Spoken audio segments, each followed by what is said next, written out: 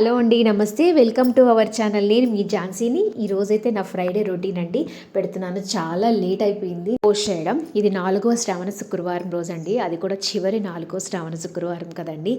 So నైటే మనం పొయ్యి అది క్లీన్ చేసేసుకొని మొత్తం అయితే కిచెన్ ప్లాట్ఫామ్ అంతా క్లీన్ చేసేసుకున్నానండి.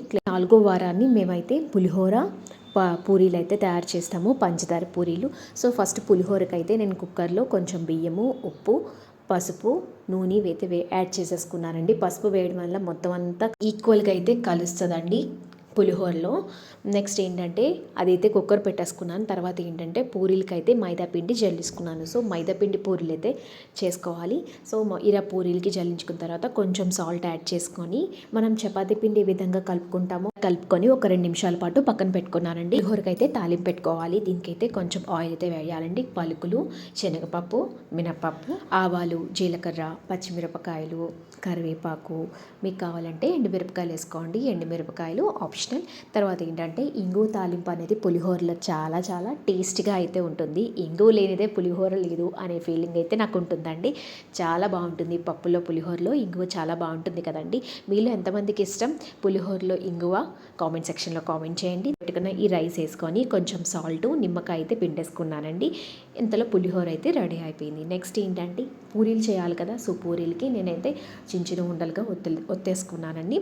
ఒత్తేసుకున్న తర్వాత ఇది రౌండ్గా చేసుకోవాలి. నాకైతే పెద్దగా రౌండ్ షేప్ అయితే రాదు. నేను చాలా స్లోగా చేస్తే చాలా చక్కగా రౌండ్గా వస్తుంది. నేను కొంచెం స్పీడ్గా చేస్తే రౌండ్గా అయితే రాదండి, డిఫరెంట్ షేప్స్లో అయితే వస్తుంది. ఇలాగ పూరీలు అయితే నూనెలో వేయించేసుకున్నాను, వేడి పూరీలు. ఇలాగ పూరీలు ఒకదాని తర్వాత వేయించుకున్న తర్వాత పైన మనం పంచదార అనేది జల్లుకోవాలి. సో పంచదార పొడి కాడండి, పూరీల మీద ఇలాగ పైన పంచదార వెంటనే జల్లుకుంటే పూరీలకి బాగా అంటుకుంటుంది అని అయితే మా అత్తయ్య గారు చెప్పారు. మీరు ఇంట్లో అయితే ఈ 4వ శ్రావణ శుక్రవారం రోజు ఏ ప్రసాదాలు చేశారో కామెంట్ సెక్షన్లో కామెంట్ చేయండి.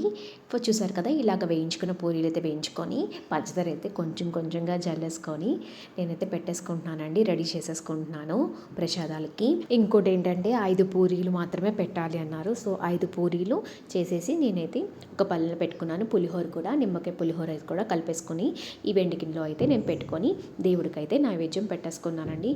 సో ఇదండి, ఈ విధంగా నేనైతే 4వ శ్రావణ శుక్రవారం రోజు పూజ అయితే చేసేసుకున్నానండి. నేను లక్ష్మీ అష్టోత్తరం కూడా చదువుకుంటానండి. జనరల్గా రోజు చదువుకుంటాను. సో ఈ రోజు అయితే ఇంకా మర్చిపోను చదువుకోవడం.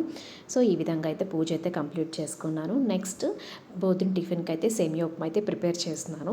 ముందు రోజు యాక్చువల్గా నేను వెజిటేబుల్స్ అన్ని క్యారెట్, ఏమైనా బఠానీలు అంటే క్యారెట్ కానీ బంగాళదుంప కానీ కట్ చేసుకుంటే డైలీ అయితే ముందు రోజే కట్ చేసుకుంటానండి. కానీ ముందు రోజు అయితే నాకు వీలు అవ్వలేదు కట్ చేయడానికి. సో ఆ రోజే చేసుకోవడం వల్ల కొంచెం అయితే కష్టమైంది. సో ఒక పక్క సేమియా వేయిస్తూనే ఇంకో పక్క అయితే బీట్రూట్, క్యారెట్, బంగాళదుంప అయితే వేసి మంచిగా అయితే ఫ్రై చేసుకున్నాను, ఉప్మా చేసుకున్నానండి. ఇంకోటి ఏంటంటే మేము ఈ శ్రావణ శుక్రవారం రోజు ఆనియన్ అయితే తినము. సో ఆనియన్ లేకుండా అయితే ఉప్మా చేశాను. ఆనియన్ లేకుండా కూడా ఉప్మా చాలా చాలా టేస్టీగా ఉంటుంది. సో ఇదే వ్లాగ్లో నేను సేమియా ఉప్మా కూడా షేర్ చేస్తున్నాను. అందరూ ఒకలా చేసుకోరు కదా. సో నేను ఎలా చేస్తున్నాను అని చెప్పి మీకు షేర్ చేద్దామని అయితే నేను వీడియో తీసానండి. ఫస్ట్ మనం తాలింపు వేసుకుంటాము, ఆయిల్ వేసుకుంటాము. ఆయిల్ కరెక్ట్గా ఉంటేనే ఉప్మా కూడా చాలా టేస్టీగా ఉంటుంది. సో ఆయిల్ వేసుకొని 1 స్పూన్ అయితే నెయ్యి లాస్ట్లో యాడ్ చేసుకుంటానండి. సేమియా అంతా అయిన తర్వాత లాస్ట్లో నెయ్యి యాడ్ చేసుకుంటే చాలా బాగుంటుంది ఫస్ట్లో కన్నా. తర్వాత ఏంటంటే ఇన్ని వెజిటేబుల్స్ వేసుకున్నాను. సో నేను ఆనియన్ వాడాను కాబట్టి క్యాబేజ్ అయితే వేసుకున్నాను. క్యాబేజ్ వేసుకున్న వల్ల కూడా టేస్ట్ బాగుంటుందా అని అయితే అనుకుంటారు, కానీ చాలా బాగుంటుంది. క్యాబేజ్ వేసుకున్న ఫ్లేవర్ కానీ ఆ పచ్చిదనం కానీ ఏమీ ఉండదండి. ఫస్ట్ కొంచెం ఆయిల్ వేసుకొని శనగపప్పు, మినపప్పు వేసుకోవాలి. పలుకులు కూడా వేసుకొని మంచిగా ఫ్రై అయిన తర్వాత ఆవాలు, జీలకర్ర వేసుకోవాలండి. వేసుకున్న తర్వాత మనం ఇందాక కట్ చేసుకున్న వెజిటేబుల్స్ వేసుకోవాలండి. కారానికి తగినట్టు పచ్చిమిరపకాయలు కూడా యాడ్ చేసుకోవచ్చు. తర్వాత ఈ విధంగా ఒకటైతే వాటర్ అయితే యాడ్ చేసినాను. కావాలంటే పైన చల్లుకోవచ్చు. సేమియా ఉప్మా కొంచెం పొడిగా అయితే ఉంటే చాలా బాగుంటుంది కదా. కొంచెం ముద్దగా అయితే తిన్నట్టయితే పెద్దగా అనిపించదండి. సో పొడిగా రావడానికి నేనైతే ఒకటి వాటర్ అయితే ఒకటి సేమియా అయితే ఫ్రై చేసిన సేమియా అయితే నేను వేసేస్తానండి. వేసిన తర్వాత ఇలా కలర్ఫుల్గా ఉప్మా తినడం అయితే నాకు చాలా ఇష్టము, సేమియా ఉప్మా. తర్వాత ఏంటంటే నీళ్ళు మరిగినప్పుడు మనం అల్లం అయితే యాడ్ చేస్తే చాలా చాలా టేస్టీగా ఉంటుంది. ఇదిగోనండి, మేమైతే దేవుళ్ళని అయితే ఇలాగ సింపుల్గా అయితే డెకరేట్ చేసుకొని ప్రసాదాలు అయితే నైవేద్యం అయితే పెట్టేసుకున్నాము.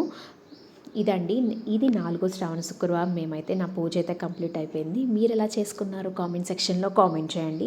ఇంకా నెక్స్ట్ మధ్యాహ్నం లంచ్కి ఆనియన్ లేకుండా అయితే కాలీఫ్లవర్ అయితే ఫ్రై అయితే చేస్తున్నాను. దీనికి మళ్ళీ బంగాళదుంప క్యారెట్ అయితే కట్ చేసుకోవాలి. కాలీఫ్లవర్ కొంచెం వాటర్లో, కొంచెం సాల్ట్ వాటర్లో మంచిగా వాష్ చేసుకోవాలండి.